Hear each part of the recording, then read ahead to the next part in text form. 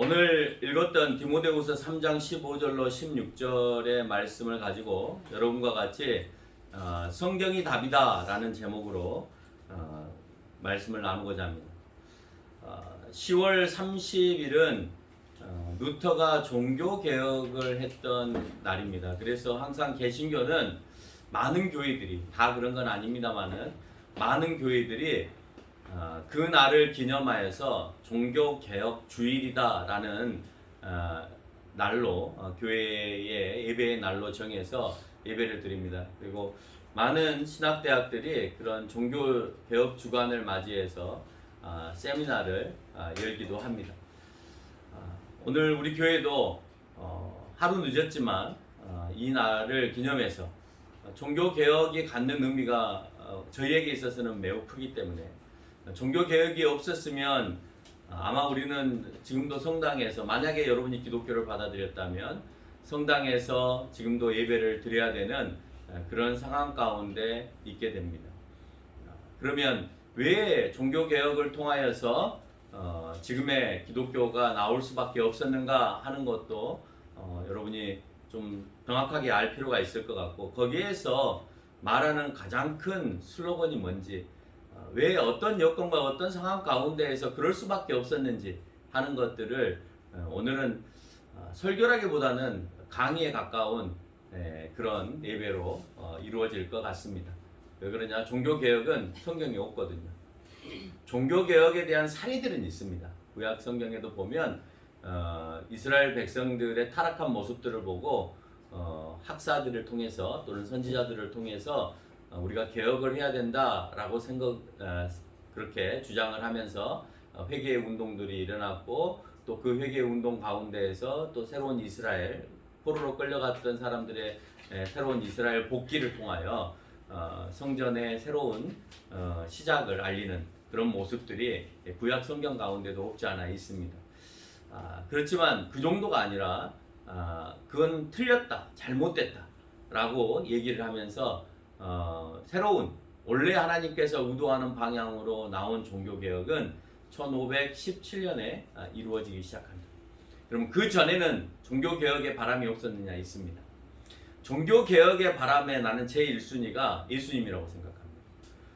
유대교를 믿고 있었던 그들을 향하여서 그건 옳지 않은 믿음이야 라고 선전포고를 하고, 그 사람들이 받아들이지 아니하는 새로운 믿음이라기보다는 구약을 더 이해시켜서 내가 바로 너희들이 원하는 메시아다라고 하는 것을 증거하면서 기존에 가지고 있던 유대인의 생각들을 버리고 예수 그리스도를 통하여서 구원을 받는다라고 하는 유대인들의 선민 사상을 배격하고, 모두가 예수 그리스도를 믿으면 누구나 다 구원을 받을 수 있다라고 하는 생각을 심어 넣어주신 분이 예수 그리스도고, 당시에 종교적으로 잘못된 모습들을 지적하면서 그것을 수정하고 고치기를 원했던 그 모습이 예수님에게서 잘 드러나고 있다라고 하는 것입니다.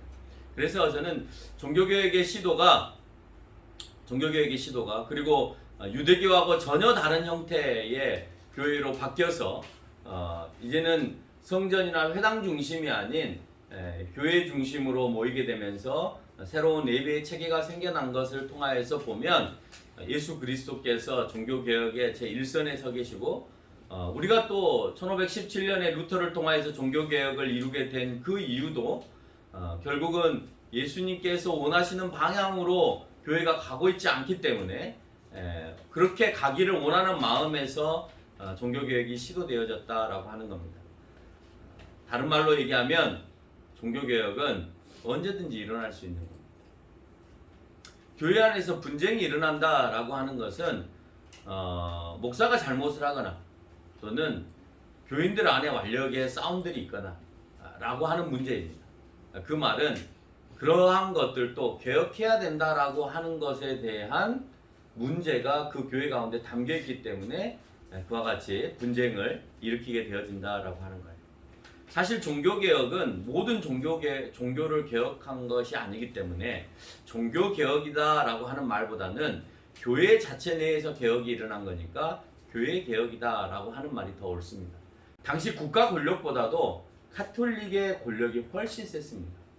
그 이유는 왕이 대관식을 하려면 교황이 그 대관식에 참여하고 인준을 해줘야 됩니다. 인준을 해주지 않으면 그러면 왕으로서 아직 인정을 받지 못하는 거예요. 뭐 지금도 그렇잖아요. 지금도 북한의 김정은이 김정일이가 죽고 난 다음에 내가 북한의 통수권자다 인정을 받으려면 주변의 나라들이 인정을 해줘야 되는 거예요. 그래서 중국이나 미국이나 아니면 뭐 유엔에 계속 자기들을 홍보하면서 이제 바뀌었다. 김정은이 체제로 바뀌었다라는 것을 홍보하고 자기네를 통수권자로 인정해 주기를 그렇게 바라는 거죠. 그러나 대부분의 나라들이 국가를 통하여서 투표를 통해서 대통령이 선출이 되어지면 그것은 그 국민이 뽑은 거기 때문에 인정을 합니다. 그러나 북한과 같은 그런 제왕적 차원의 국가들은 주변 국가들이 인정해 주지 않으면 받아주지 않아요.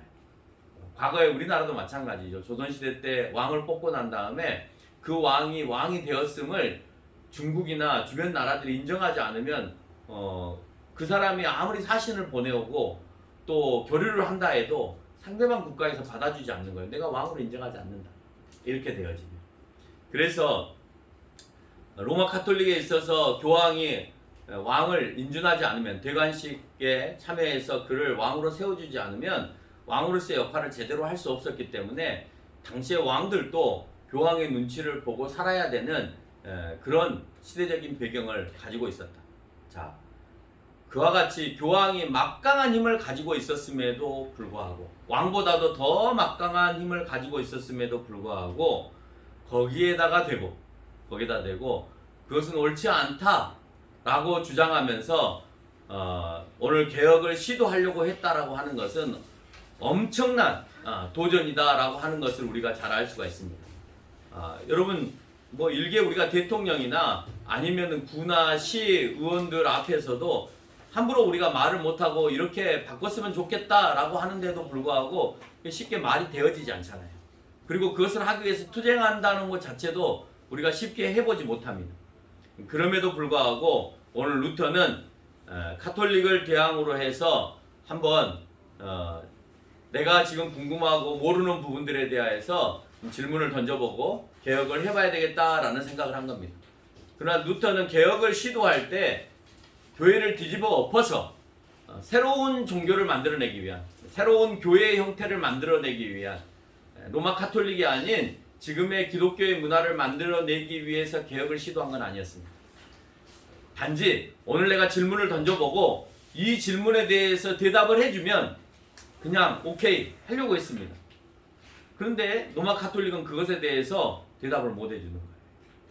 그리고 전통과 관습을 따라서 얘기하는 부분에 대하여 루터는 그게 성경적이지 않음에 대하여서 지적을 하면서 왜 우리가 성경에 없는 대답을 드려야 되느냐라는 것이 종교개혁의 모토예요. 그러다 보니까 종교개혁에 있어서 가장 중요한 핵심은 그게 성경적이냐 성경적이지 않냐라고 하는 거예요. 그래서 성경적이지 않은 그 종교개혁의 모습들을 보고 우리가 다시 성경으로 돌아가야 된다라고 하는 슬로건이 나오게 되고 그래서 거기에서 오직 성경이라고 하는 오직 성경 외에는 그 어떤 것도 구원을 줄 수가 없고 오직 성경 외에는 그 어떤 것도 복음이 될 수가 없고 오직 성경 외에는 어떤 것도 진리가 될 수 없음에 대해서 그때부터 선포가 되어집니다. 그러면 루터 이전에는 종교개혁자들이 없었냐? 그렇지 않습니다. 11세기부터 종교개혁자들은 수도 없이 많이 반복해서 있어 왔습니다. 특별히 여러분이 이제 알 수도 있을지 모르겠지만 14세기에는 이제 영국에서부터 위클리프부터 종교개혁이 시도되어졌고 위클리프로부터 교육을 받았던 얀 후스라고 하는 사람이 체코에서 영국으로 교육을 받으러 왔다가 위클리프로부터 이제 교회는 이렇게 되어야 된다. 지금의 교회는 이러이러한 것들이 잘못되었다. 라고 하는 것들을 지적하고 그래서 위클리프도 성경을 영어로 번역하는 작업들을 왜 라틴어로 성경이 되어 있으니까 자국민들이 읽을 수가 없는 거예요. 자, 읽을 수 없다라고 하는 것은 성경에 대해서 문외한이 되는 거예요. 문외한이 되면 그 신부가 아무렇게나 얘기를 해도 내가 성경을 모르니까 그냥 그대로 다 받아들일 수밖에 없는 거예요. 그래서 성경을 성도들이 알아야만이 교회가 또는 성도들에게 신부들이 함부로 대할 수 없다라고 하는 것을 깨우치고 위클리프는 성경을 영어로 번역하기 시작합니다. 뿐만 아니고 후스도 체코로 넘어가서 번역 작업에 임하게 되어지고 그는 체코 안에서 프라하에서도 총독의 역할을 맡으면서 정치적으로도 굉장히 큰 입지를 가지고 있었음에도 불구하고 그가 위클리프에게 받은 그 영향을 쫓아서 이미 루터보다 100년 전에 종교개혁을 시도하려고 했던 겁니다. 그러나 아직 때가 되지 않음으로 인해서 하지 못했습니다만은 재밌는 것은 루터가 종교개혁을 하려고 했던 그 시점에 그 루터를 비롯해서 루터와 함께 종교개혁을 시도하려는 그 사람들이 누구에게 영향을 받냐면 후스의 후손들로부터 영향을 받습니다. 후스의 후손들로부터 영향을 받아서 그 형제단이라고 하는 사람들로부터 영향을 받아서 이미 종교개혁적인 사고가 100년 전부터 체코에는 있었고 영국 안에도 불어오고 있었다라고 하는 사실들을 알면서 그것을 교육받기 시작하는 거죠. 근데 후스가 죽을 때 그렇습니다. 화형에 처해서 죽게 되는데요. 위클리프도 화형에 처해서 죽게 되고, 근데 그거는 배교와 같은 행위였습니다. 그 당시에는. 그렇기 때문에 그들이 이제 화형에 처하는데, 화형에 처할 때 후스에게 다시 한번 묻습니다. 위클리프가 주장하는 것에 대해서 네가 반대하면 살려주고, 또 네가 주장하는 것을 오늘 철회하면 내가 이 화형장에서 내려오게 해주겠다. 왜요? 굉장히 위대한 인물이었고 정치적으로도 그 시대에 수장의 역할을 하고 있었기 때문에 죽인다라고 하는 것 자체가 굉장히 아깝고 또 인품도 대단히 좋으신 분이었기 때문에 그렇게 하기 싫었던 거죠. 한 번만 네가 오늘 여기에서 한 번만 네가 말한 것들에 대해서 철회하고 위클리프의 주장이 잘못됐다고 얘기하면 내가 후스 너를 살려주겠다라고 얘기합니다. 그렇지 전혀 나는 틀리지 않았다고 설명을 하면서 하는 소리가, 너희가 오늘은 거의의 목을 비틀어서 죽일지 모르지만 100년 뒤에 백조가 나와서 반드시 이 일을 거행할 텐데 그때 그 백조를 너희들이 죽이지 못할 것이다. 네, 딱 100년 만에 루터가 등장을 합니다. 딱 100년 만에 루터가 등장하는데 루터를 죽이지 못해. 후스의 예언이 그대로 맞아떨어지고 지금의 많은 사람들이 그 예언의 말들을 가지고 그때 기록에 남겨져 있는 말들을 가지고 지금도 교육하고 가르치고 있는 상황입니다. 카톨릭의 대외적인 붕괴의 조짐들이 일어났고요. 신앙적 차원에서의 붕괴의 조짐들이 당시에 이제 크게 일어나고 있었습니다. 그러면 이 대외적인 붕괴와 신앙적 차원의 붕괴가 어떻게 일어나고 있었는가 하는 것을 우리가 살펴볼 필요가 있겠죠. 대외적 붕괴는 카톨릭의 올바르지 않은 지식의 문제였습니다. 교황의 말이면 무조건 맞는다. 여러분, 교황의 말이 맞나요? 아니면 성경의 말이 맞아야 되나요? 성경의 말이 맞아야 돼요. 그러나 때로는 성경이 모든 것을 다 얘기하나요? 아니면 얘기해주지 못하나요? 얘기해주지 못하죠. 얘기하지 못할 때에는 좀 탄력적으로 놔둘 필요가 있습니다. 답을 내리지 아니하고 유연하게 놔둘 필요가 있는 거예요. 그래야 분쟁이 일어나지 않는 겁니다. 그 당시에 일어나는 운동들 가운데 하나가 뭐였냐면 지구는 평평하냐 아니면 둥그냐의 논쟁이었습니다. 그래서 교회가 답을 줬습니다. 뭐라고 답을 줬냐면 평평하다. 이게 둥글어야 된다라고 하는 것을 태양을 근거로 해서 하기 시작하는데 둥글지 않으면 안 된다라고 하는 이론을 피타고라스가 처음으로 이제 입증을 하는 거예요. 그러면서 그것에 대해서 과학적 증명을 누가 해내냐? 아리스토텔레스가 해내요. 그런데 종교계가 그렇게 얘기를 하면 사람들이 대부분 배들이 대항으로 나가서 많은 배들이 손실되어지고 파괴되어질 수 있으니까. 왜? 지중해만 벗어나면 바로 대서양인데 대서양의 파도가 굉장히 셉니다. 그러면 많은 손실들이 일어나고 많은 사람들이 죽을 수밖에 없는 상황이에요.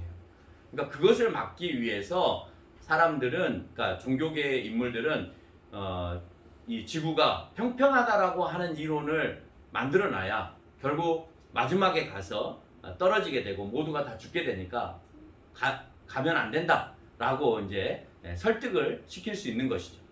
그런데 콜럼부스가 이미 1486년부터 콜럼부스가 1492년도에 신대륙을 발견하는데 92년도에 신대륙을 발견하기 전에 1486년도에 스페인의 살라망카 대학에서 논쟁이 붙었습니다.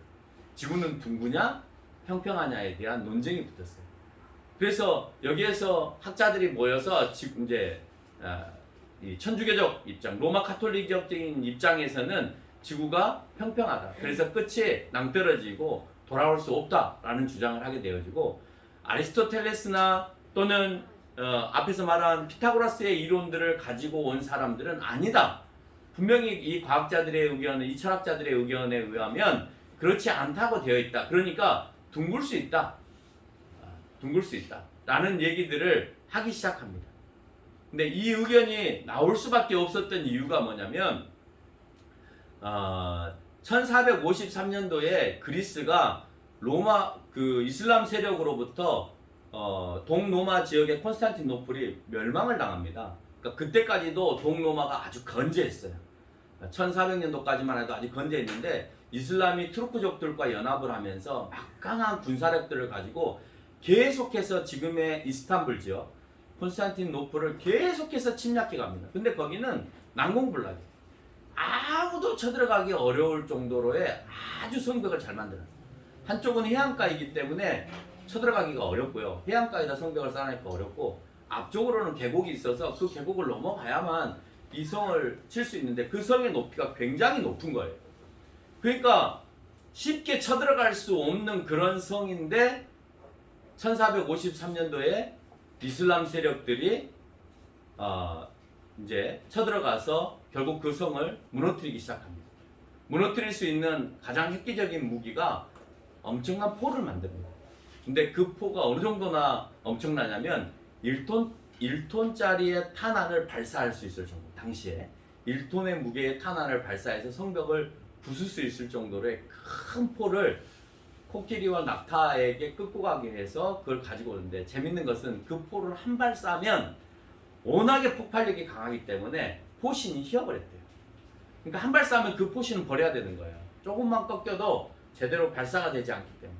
그러니까 몇 개를 가지고 가서 성벽을 무너뜨리고 그렇게 해서 콘스탄티노플스의 그 지역을 침략해서 들어갈 수 있게 되었습니다.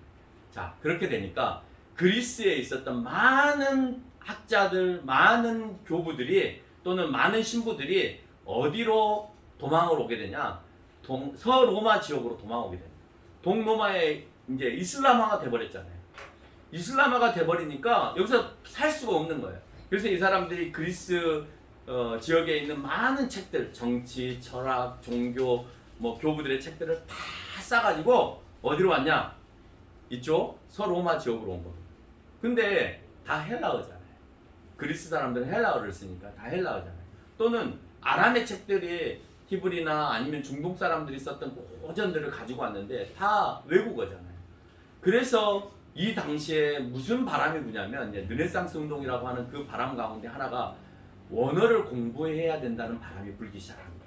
그래서 사람들이 헬라어를 공부하기 시작하고 히브리어를 공부하기 시작하고 아람어를 공부하기 시작하면서 아주 오래된 아주 옛날 정말 좋은 책을 내가 읽고 싶은데 기술이 없으니까 언어적 능력이 없으니까 내가 공부를 해야 되겠다 라고 생각을 해서 합니다. 사실 헬라어나 라틴어는 조금만 공부하면 쉽게 접근할 수 있는 같은 어원대에 있기 때문에 공부해 볼 수 있는 거죠. 그래서 헬라어를 가지고 공부를 하고 또 뭐 히브리어의 내용들도 공부를 하고 아람어의 내용들도 공부를 해보니까 과거의 철학자들이 이와 같은 얘기들을 하게 되었다. 그 물살들이 서노마로 넘어오면서 지금까지 가지고 있었던 교회가 가지고 있었던 이론들이 아니다. 철학책을 펴보니까 그렇지 않다. 교부들의 내용들을 보니까 그렇지 않다. 라고 하는 것들을 주장하면서 콜럼버스가 내가 한번 가보겠다. 그러나 콜럼버스가 처음으로 대양을 넘어서 신대륙을 발견한 건 아니고 그 전에도 많은 사람들이, 그러니까 우리가 흔히 말하는 바이킹족들이라고 하는 사람들이 넘어간 것으로 되어 있습니다. 그 전에도. 그러나 그게 신대륙인지 모르고 갔다가 알래스카 군방을 통해서 넘어갔다가 그냥 다시 돌아온 그런 흔적들이죠. 그러니까 돌아갔다라고 하는 것은 바로 저 끝이 낭떠러지가 아니다라고 하는 것이 이미 입증이 됐는데도 불구하고 그게 이제 근거로 남아있지 않았기 때문에 그것을 그냥 묻어주게 된 것이죠. 그래서 콜럼부스가 항해를 하고 돌아와 봤더니 낭떠러지가 없었고 거기에는 새로운 땅이 있었고, 그래서 로마 가톨릭이 주장하는 성경이 아님에도 불구하고 그것이 진리인 것처럼 주장한 것에 대해서 박살나기 시작합니다. 그래서 대외적으로는 이제 로마 가톨릭이 이거다라고, 성경에 나와 있지 않는 것에 대해서 이거다라고 하는 것에 대해서 우리는 거부하겠다, 받아들이지 않겠다라고 하는 생각과 이론들이 나오기 시작한 거예요. 그래서 그 한 번의 사건을 통해서, 콜럼버스의 대륙에 대한 그 사건, 대륙을 발견하는 그 사건 한 번을 통해서 결국은 어떤 일이 벌어지느냐, 교황의 권위가 실추되어지는 일들이 일어나기 시작한다라고 하는 것입니다. 두 번째는 권력의 싸움이었습니다. 교황의 죄가 없고 교황은 죄가 없고 무호하다는 거예요. 무호하기 때문에 그 무호한 사람의 말은 모든 것이 다 진리다라고 하는 이론들이 나오기 시작합니다. 교황은 틀린 게 없다, 죄도 없다, 이런 주장들을 하기 시작한 거예요. 그런데 이 교황의 그 무호성이 언제 깨지냐? 아까 말한 지구가 평평하다, 둥글다, 이 이론 안에서 깨지지만 그 전부터 이미 깨져오고 있었어요. 깨져오고 있었던 것이 뭐냐면 1309년부터 1377년까지 교황권에 대한 이 투쟁이 일어나기 시작합니다.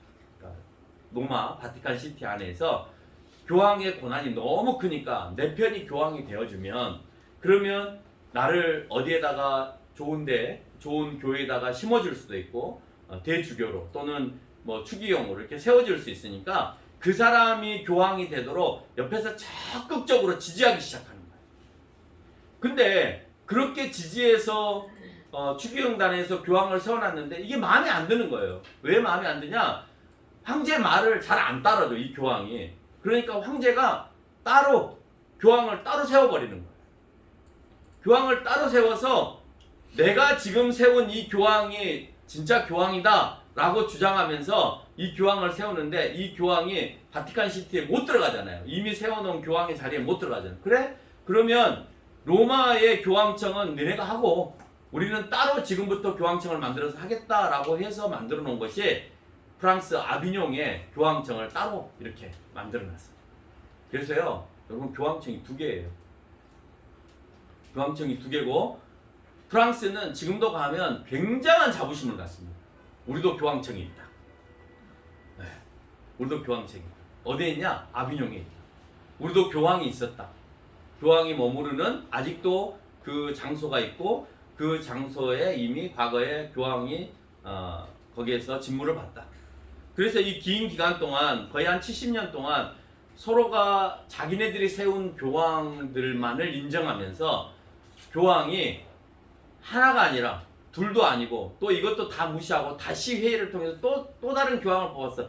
교황이 셋인 경우들 있었어. 삼두체제를 통해서 교황의 권위를 인정해달라고 얘기를 하는데, 그 말은 교황의 권위가 너무 세니까 서로가 자기 편이 되어주는 사람이 교황이 되고자 하는 그 의도들이 굉장히 강했었고, 자기 편을 교황으로 만들기 위한 이런 음모와 술수들이 일어나면서 사람들이 보기에는 그게 정말 보기에 안 좋은, 그렇죠? 정말 하나님의 대리자로 생각했고 베드로의 사도권을 이어받은 사람이라고 생각을 했었는데, 보니까 너무나 지저분하고 너무나 그 안에서 일어나는 투쟁과 또 분쟁들이 너무 심하다 보니까 사람들이 이제 교황에 대해서 신의를 잃어가기 시작했다라고 합니다. 이런 것들이 종교개혁을 일으킬 수 있는 요인들이 되는 거예요. 교황의 권위가 떨어지고 교회의 말의 권위가 실추되어지고, 이로 인해서 사람들은 모든 것을 다 인정하지 않고 다시 새롭게 다시 보는, 성경을 통해서 다시 보는 이런 운동들이 일어나게 되는 거예요. 자, 그렇게 해서 그때 당시에 신부들이 관직 매매를 했습니다. 관직을 돈 주고 사고 파는 문제들을 일으키게 되고, 여러 첩들을 두고 살아가는 그런 첩문화가, 독신으로 살아가라 하니까 외부에다가 첩을 두고 자기는 돈이 많으니까 여러 가정들을 거느리고 이렇게 살아가는 거예요. 그래서 사생아를 낳게 되고 그 사생아들의 또 비참한 삶들을 불러일으키게 되었다는 거예요. 또 많은 돈들이 교회로 몰리다 보니까 돈을 축적하게 되어지고 그것을 간섭하는 우리와 같이 장로의 제도가 있는 것이 아니기 때문에 또는 이런 회의를 통해서 뭐 교회의 재정들이 어떻게 집행이 되어지고 어떻게 사용될까 이런 게 없었기 때문에 그냥 그 교회의 감독이 자기 마음대로 할 수 있는 거예요. 그러니까 돈에 대한 축적도 그렇게 일어나기 시작했다라고 하는 거예요. 루터의 이 면죄부 사건은 그것이 성경적이냐라고 하는 문제였습니다. 그래서 루터는 교회 앞에다가 글을 붙였습니다. 어떤 글을 붙였냐? 이런 글을 붙였습니다. 이런 글. 뭔지는 모르는데 이런 글을 붙였습니다. 그러니까 과거에는 종이로 붙였습니다. 95개의 조의 반박문에 대해서 이제 종이로 저렇게 써서 이 비텐베르크 캐슬 성당 앞에다가 딱 붙여놨습니다. 근데 지금은 이렇게 종이로 붙여놓지 않고 그 캐슬 성당에 가면 비텐베르크에 있는 캐슬 성당에 가면 이렇게 되어 있습니다. 쇠문에다가 그 95개 조의 조문을 그대로 동판으로 만들어놨습니다. 쇠문에다가 절대 지워지지 않게 되어 있습니다. 제가 여기 앞에서 찍었던 사진인데 그걸 못 찾아서 제 얼굴을 못 넣습니다. 그러니까 이 동판으로 되어 있는 이걸 여기다 95개 조항을 만들어놨는데 첫째는 뭐냐면 면죄부를 통하여서 우리의 죄 사함을 받을 수 있느냐에 대한 질문들입니다. 그게 성경에 어디에 있느냐의 문제이고 구원이 믿음으로 구원을 받는 것이냐 행위로 구원을 받는 것이냐라는 것에 대한 질문들을 99개의 조항들을 쫙 열거하면서 이것에 대해서 나보다 더 나은 신부들 또는 교황이 나에게 대답을 해줬으면 좋겠다라고 해놨습니다. 근데 이것이 종교개혁이 되려다 보니까 폭발적인 사건으로 이제 일어나야 되잖아요. 폭발적인 사건으로 일어나야 되는데 폭발적인 사건으로 일어날 수밖에 없었던 그 주된 원인이 무엇이었냐? 인쇄술이 발달되었다는 거예요. 인쇄술이 발달돼서 인쇄술의 업자들이 늘 고민하는 게 뭐냐면 뭘 이슈로 해서 인쇄를 해가지고 그 인쇄를 한 것을 가지고 팔아먹을까? 이게 늘 관심사였어요. 그런데 마침 캐슬교에다가 교황청을 향하여서 질문을 하나 딱 던져놨는데 이게 완전히 획기적인 겁니다. 너무너무 획기적인 거예요. 그래서 그날 붙여놓은 것을 그 다음날 인쇄업자가 그것을 다 밀어가지고 등기를 해서 당시에 쪽책이 유행이었는데 조그마한 책자를 만들어가지고 이 95개의 반박문을 다 판매를 하기 시작합니다. 그러니까 이제는 걷잡을 수 없게끔 많은 그 문서들이 주변부터 시작해서 다른 지역까지 이제 확산되어지고 보게 되어지는 거예요. 그러니까 이게 이제 큰 논란이 됐죠. 로마 카톨릭 안에서 이제 큰 논란이 됐고 대답을 해야 되는 이제 그런 상황까지 이제 이르게 되어졌습니다. 만약에 금속알자가 발명이 안 되어지고 그냥 뭐 글로 쓰는 거라든지 아니면 그냥 나무로 좀 조금 찍어서 목판 인쇄로만 했다면 아마 이렇게까지 확산되지는 않았을 거예요. 그래서 비텐베르크에 가면은요 두 사람의 동상이 그 광장에 딱 세워져 있습니다. 하나는 루터의 동상이 세워져 있습니다. 하나는 누구의 동상이 있을까요? 네, 구텐베르크의 동상이 세워졌습니다. 이 금속알자를 만들었던 구텐베르크의 동상이 양쪽으로 딱 이렇게 세워져 있습니다. 그 광장에 가면. 그 말은 뭐냐? 종교개혁은 금속알자의 힘을 얻어서 했다라고 하는 것을 상징적으로 보여줍니다. 근데 그거보다도 우리나라가 금속알자가 더 일찍 만들어지죠. 직지신경이라고 하는. 더 일찍 만들어지는데 제가 앞으로도 연구해보고 싶은 분야 중에 하나가 뭐냐면 장영실이 유럽까지 넘어갔을까 넘어가지 않았을까. 장영실이 어떻게 죽었는지에 대해서는 의견이 분분합니다. 그러니까 그가 유배를 당해서 유배 가서 죽었다. 근데 없어요 근거가. 유배 갔다 이렇게만 되어 있습니다. 어느 사료에는 그렇게 되어 있고 어느 사료에는 그가 어디론가 도망을 갔다 이렇게 되어 있습니다. 실이 충분히 가서 전해질 수 있는 상황인 거예요. 그렇게 되면 종교개혁은 어디에서 시작됐냐? 조선에서 시작됐다. 조선이 금속알자를 주지 않았으면 루터의 종교개혁은 어림도 없는 상황이다. 그래서 만약에 그것만 깨진다면 조선은 대한민국은 엄청난 세계를 뒤집어 놓은 큰 사건에 대단한 역할을 한 이제는 구텐베르크 옆에 장영실 동상이 다시 하나 세워져야 되는 그런 사건이 일어날 수도 있다는 겁니다. 근데 그것을 추적해서 가기에는 많은 경비와 돈이 들어가기 때문에 제가 하지 못하고 있습니다만은 할 수만 있다면 충분히 그런 일들도 한번 해보는 것이 매우 중요하다 이런 생각들을 해보게 됩니다. 자, 그래서 그가 이제 계속해서 그 주장들을 하면서 반박문에 대한 대답을 얻기를 원했습니다. 그러나 그들은 95개 조항에 대해서 반박문에 대한 대답을 해주기보다는 어떤 대답을 해줬냐면 너희가 과거에 위클리프가 화형을 당하고 후스가 화형을 당했는데 네가 지금 주장하는 것들을 가지고 주장을 했다는 거예요. 그러면 위클리프나 후스가 잘못한 거냐 잘못하지 않은 거냐를 가지고 에크라고 하는 교부가 묻습니다. 신부가 묻습니다. 그러면 위클리프가 잘못한 게 아니냐? 후스가 잘못한 게 아니냐? 이렇게 질문을 던져요. 루터가 그들은 잘못하지 않았다 라고 대답을 합니다.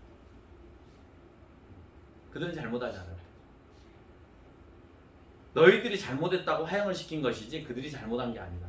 그리고 지금의 본질은 그 사람들이 잘못하고 잘못하지 않고의 본질이 아니라 내가 지금 제시한 이 질문에 대한 대답을 해줘야 되는 것이다 라고 이제 주장을 하죠. 더 길게 루터에 대한 종교개혁을 얘기하면 시간이 너무 많이 걸리니까 더 이상 그렇게 해서 종교개혁은 이제 시작되어졌고 루터는 사실 종교개혁을 하려고 해서 그곳에다가 반박문을 붙여놓은 것이 아니라 정말 교회가 잘못 가고 있으니까 그것에 대한 대답을 듣고 싶어서 신부로서 붙여놓은 것인데 그것이 촉발제가 되어서 이미 종교개혁을 하고자 하는 사람들이 주변에 많이 있어서 그 사람들과 같이 함께 종교개혁을 일으켰다라고 하는 겁니다. 오늘 본문에서 15절에 성경은 분명히 말하고 있습니다. 신부가 발부하는 면죄부로 구원을 받는 것이 아니라 그리스도 예수 안에 있는 믿음으로 말미암아 구원에 이르게 되는 지혜를 얻게 되어진다라고 얘기했습니다. 성경이 그 지혜를 알게 한다는 거예요. 성경을 통해서 말씀을 통해서 내가 어떻게 구원을 받는지를 알게 되는데 그 성경 안에는 교회가 발부하는 면죄부를 통해서 죄의 사함을 받는 게 아니라는 거예요. 그러니까 신부 앞에 고해성사를 하고 고해성사를 하고 나면 신부가 면죄부를 발부해 줍니다. 그 도장을 찍어 줍니다. 그리고 얼마 이렇게 받습니다. 그것을 통해서 내가 죄 사함을 받거나 아니면 이미 연옥에 올라가 있는 내 가족들이나 내 친척들이 천국으로 옮겨지는 것이 아니다 라고 하는 주장을 하기 시작하고 16절에서 보니까 성경이 하나님의 감동으로 되어 있어요. 여기에서 감동은요 호흡하다, 입김을 불어넣다 라는 뜻을 가지고 있어요. 그것은 뭐냐면 하나님이 그대로 그에게 이렇게 불어넣어 주다라는 의미를 가지고 있는 거예요. 그 성경이 그렇게 하나님의 의도대로 쓰여지는 것, 우리가 여기서 말하는 이 감동의 의미가 인간에게 하나님이 생기를 불어넣어 주다 할 때 그 생기도 똑같은 언어를 사용합니다.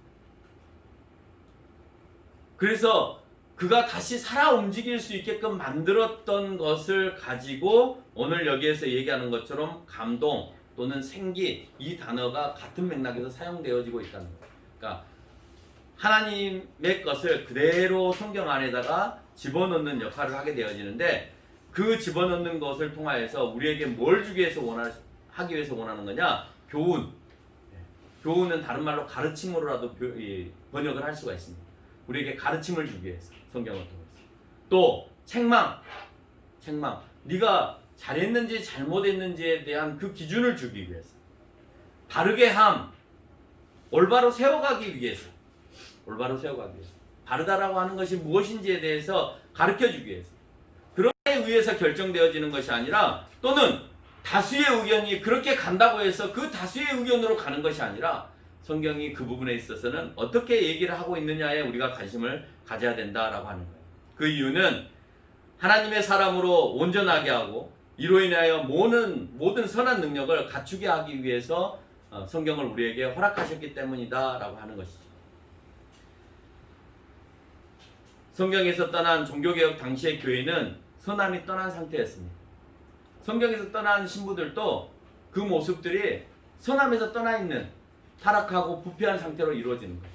교회 안에서 목사가 성경에서 떠나버리면 그러면 그 교회는 선함에서 떠나버리는 거예요.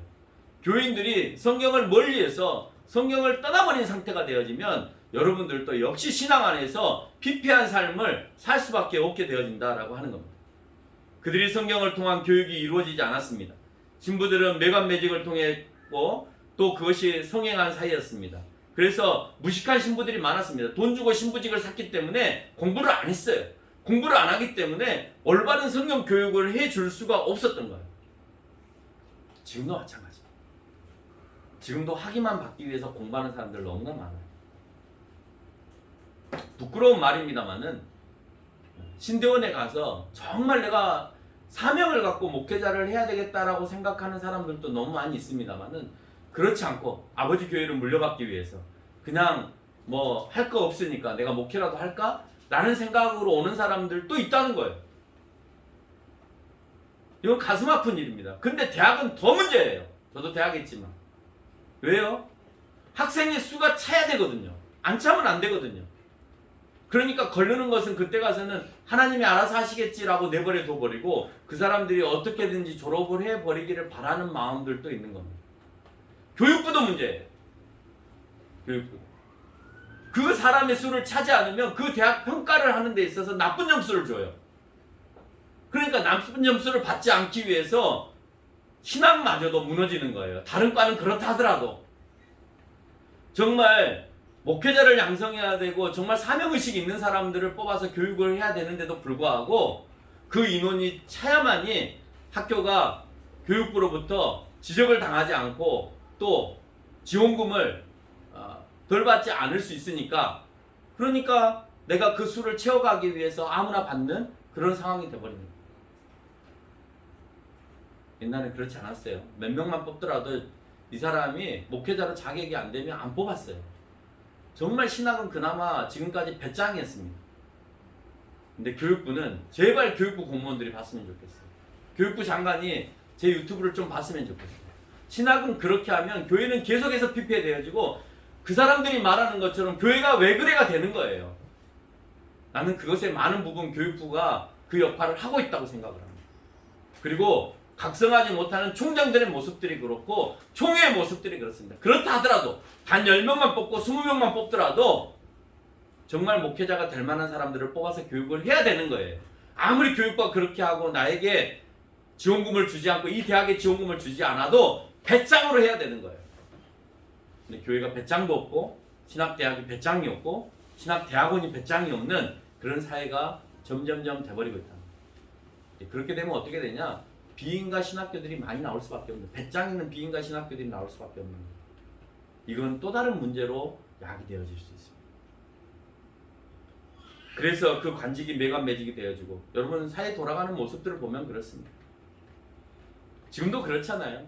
어떻게 보면 세습을 하고 교회를 자기 아들한테 물려주고 하는 그런 행위들은 매관매직과 같은 거예요. 막 다른 일을 하다가 그 아들이 풀리지 않으니까 야 너 빨리 신학이나 해. 그래서 아빠 교회 물려나 받아. 여러분 제발 그런 일은 적어도 우리 교회 가운데는 일어나지 않았으면 좋겠습니다.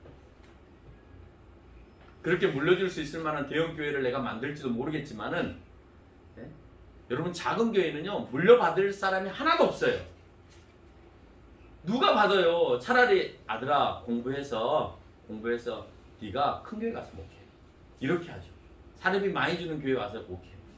야 네가 첫걸음 교회 와서 사례비 없어. 사례비 많지 않아. 네 생활하는데 힘들어. 네가 이 교회를 좀 맡아서 해줘. 이거는 내 아들의 장래를 막는 거예요. 그렇죠?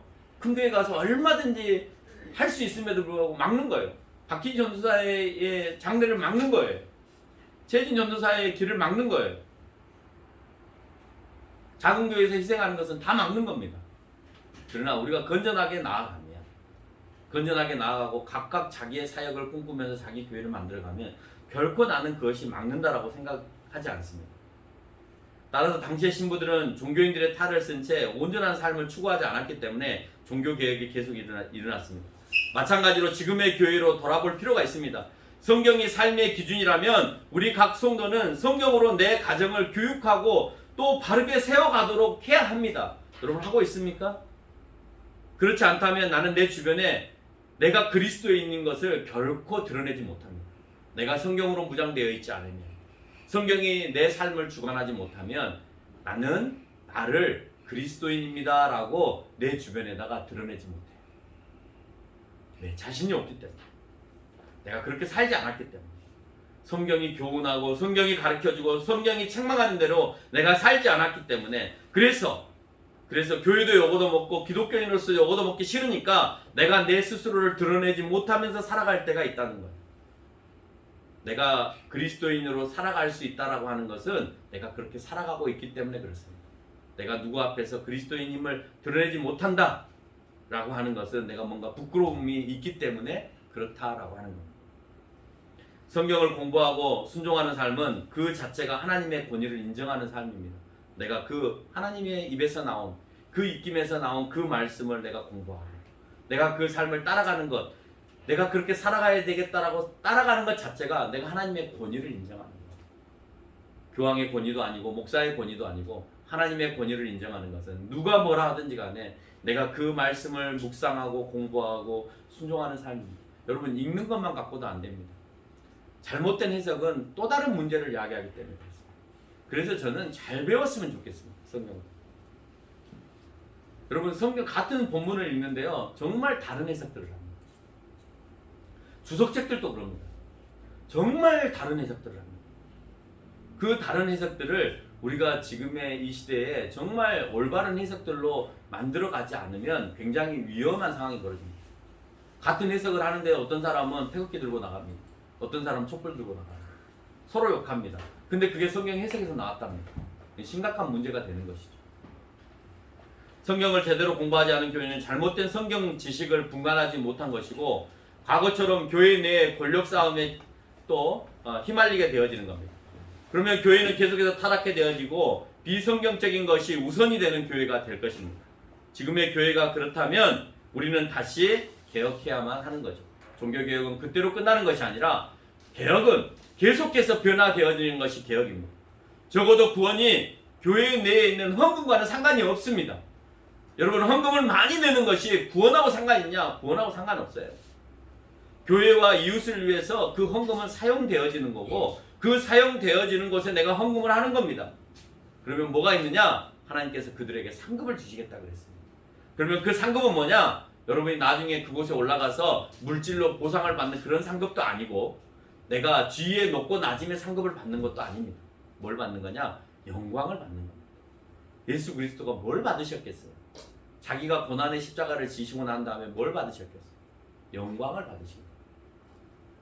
정말 아무도 할 수 없는 일을 하심에 대하여서 모든 선택된 백성들과 아버지 앞에서 영광을 받으신 거예요. 여러분, 많은 천군 천사들과 선택된 백성들이 천국에 있을 때 이 사람이 나를 위해서 정말 세상에서 아끼지 않고 충성하고 봉사했다, 그 모든 사람들 앞에, 모든 천군 천사들 앞에서 선포해 주는 거예요. 그것만큼 영광스러운 건 없어요. 여러분, 학교에서 내가 공부를 잘해갖고 교장 선생님한테 상을 받을 때 그 종이 쪽지 하나 받은 게 뭐 대단한 겁니까? 그게 대단한 게 아니에요. 모든 친구들 앞에서 얘가 공부를 잘했다라고 인정해 주는 거, 그게 기쁜 거예요. 그렇지 않나요? 구령대 앞에, 우리는 과거에 운동장에서 구령대 앞에 올라가서 받았는데 그 구령대 한번 올라가는 게 큰 영광이었단 말이에요. 여러분, 그 상장 다 모아놓고 계시나요? 없잖아요. 그게 무슨 값어치가 있나요? 없잖아요. 단 내가 친구들 앞에서 교장 선생님이 우등생입니다 선포해 주는 거예요. 그래서 그 모여있는 학생들과 선생님이 박수 쳐주는 거예요. 그 영광을 맞이하고 내려오는 거예요. 그래서 나는 낙인이 찍히는 거죠. 얘는 이 학교에서 공부 잘하는 아이, 이렇게. 하나님 나라에 올라가면 얘는 나에게 충성과 봉사를 잘한 성도, 그거 낙인 받으러 가는 겁니다. 그거 인정받으러 가는 거예요. 좋은 금은 보화를 받기 위함이나 아니면 높은 자리를 얻기 위해서 우리가 천국 가는 거예요. 천국은 다 공평한 거예요. 천국은 누구에게나 다 평화가 있는 거예요. 누구는 물질이 많고 누구는 지위가 많으면 그게 무슨 천국이고 그게 평화가 있겠어요? 만약에 그 물질이 사용되어지는 것이라면 아무 의미가 없는 것이죠. 따라서 구원은 전적으로 하나님의 은혜이고, 선한 행위는 그 은혜에 대한 나의 삶으로 표현되어지는 것입니다. 선한 행위가 구원이 아니라 구원받은 사람은 당연히 그 구원받은 은혜대로 내가 살아가는 것이 선한 행위다라고 하는 거예요. 결론을 맺겠습니다. 모든 성경이 현대의 모든 문제의 대답을 구체적으로 다 해주지 않습니다. 너무나 다양하기 때문에 그렇습니다. 그렇다면 우리는 구체적인 답이 없다고 해서 현대적인 문제에 대해서 모른 척 해야 되느냐? 그렇지도 않습니다. 그럼 어떻게 해야 되느냐?